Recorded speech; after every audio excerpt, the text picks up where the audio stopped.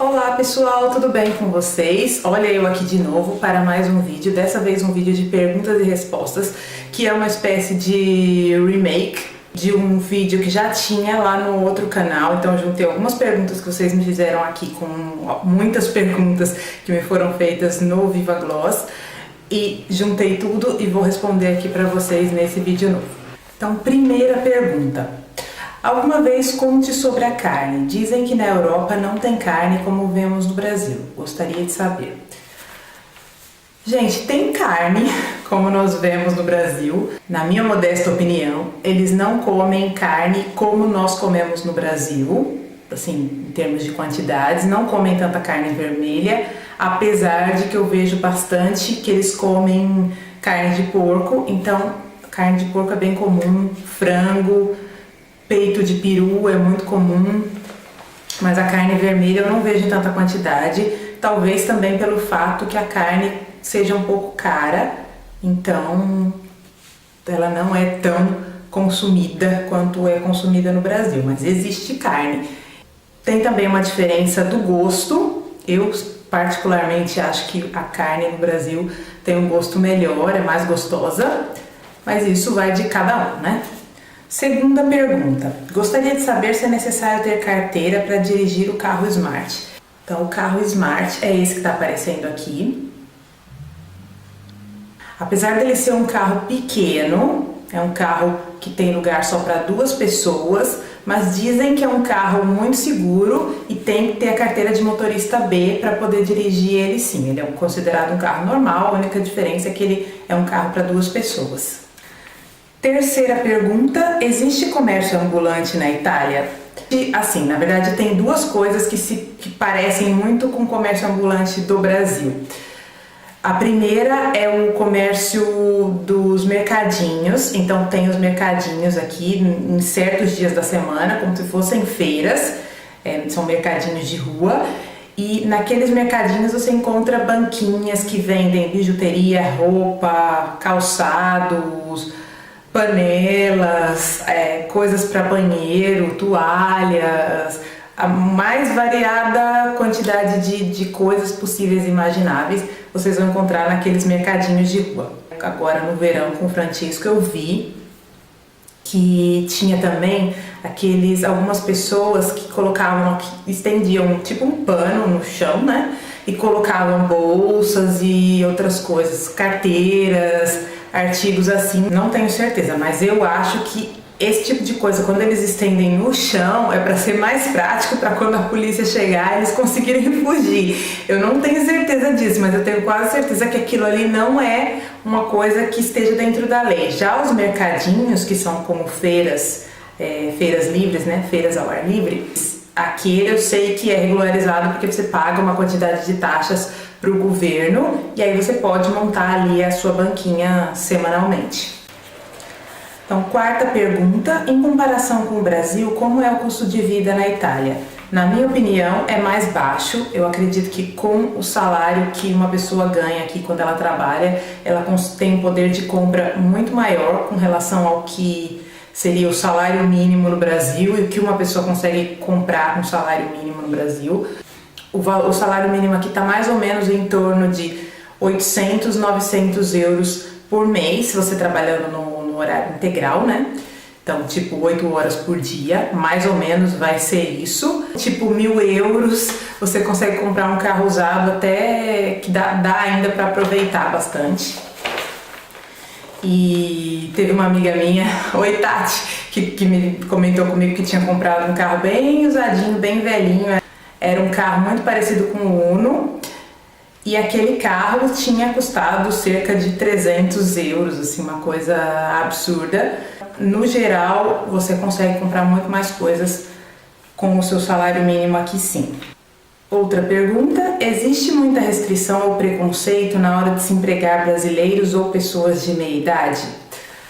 Eu acho que não existe tanta restrição, desde que essa pessoa tenha experiência, uma coisa que também eu tinha comentado no outro vídeo e continua sendo do mesmo jeito. Se você tendo experiência, você consegue um emprego naquele ramo, né, que você já... Ou pelo menos se você não tem experiência, você tem que ser bom em mentir e colocar coisas no seu currículo como se você já tivesse feito aquilo. Só que tem que ter um pouco de atenção, porque se você colocar coisas no seu currículo e de repente você tiver que de cara provar que você sabe fazer aquilo e você não sabe, você já perdeu o emprego. Então tem que ir sempre com muito cuidado, mas dar uma mentidinha assim de vez em quando não faz mal a ninguém. Acho que é por isso que eu ainda tô desempregada, porque eu não sou boa em mentir. Assim, quando a pessoa me pergunta, normalmente eu vou e falo a verdade, e nesse caso isso não é bom, porque eles querem pessoas com experiência. Então, infelizmente, tem essa coisa.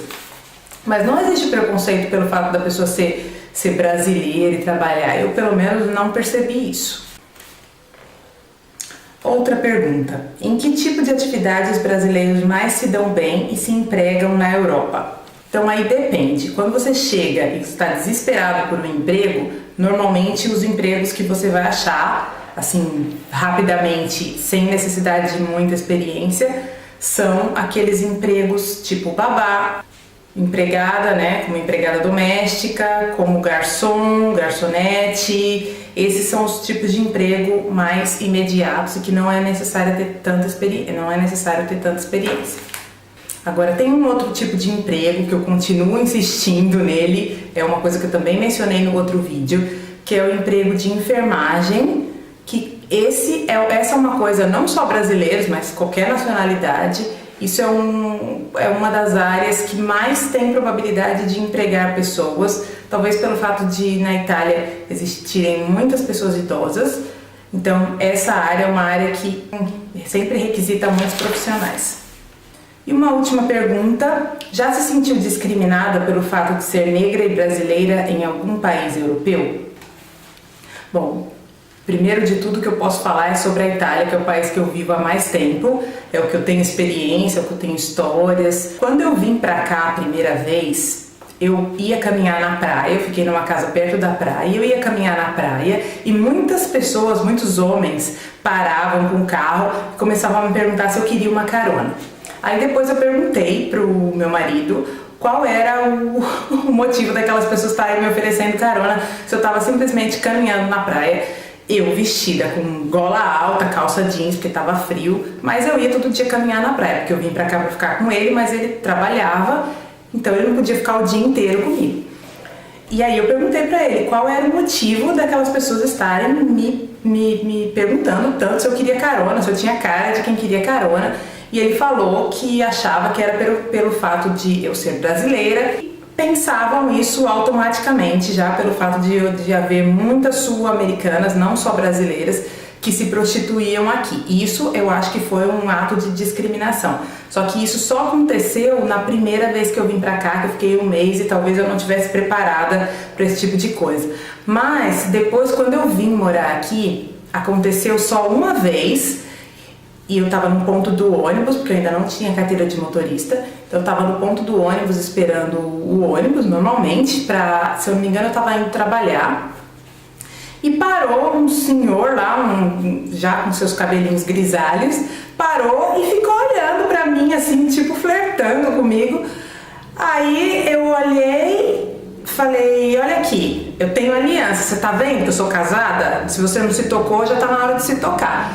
E aí o senhor, naquela hora ali, eu acho que ele se tocou e ó, pernas pra que te quero, pegou o carrinho dele e saiu de mansinho. Então assim, eu acho que, ok, pode acontecer essa história do preconceito, mas a gente tem que saber lidar, a gente tem que colocar as pessoas no seu determinado lugar.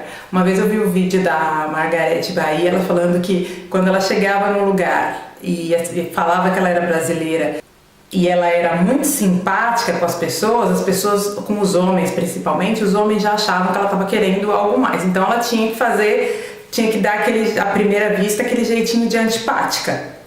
Então é isso, de repente é uma técnica que pode funcionar, mas o conselho que eu dou para quem passa ou quem passou por esse tipo de coisa é que pegue a pessoa, coloque a pessoa no lugar dela. Porque no meio da rua, assim, a pessoa te abordar e vir te pedir para fazer programa ou qualquer outra coisa que seja, isso não existe, não está certo. Então eu acho que tem que responder à altura. Eu respondi sem ser vulgar, mas ele entendeu e foi embora. E é isso, gente. Eu agradeço as pessoas que me enviaram perguntas, que me enviam perguntas. Muitas pessoas me enviam perguntas todos os dias. E continuem me enviando, porque através dessas perguntas que vocês me enviam, eu consigo fazer outros vídeos e sanar as dúvidas de vocês.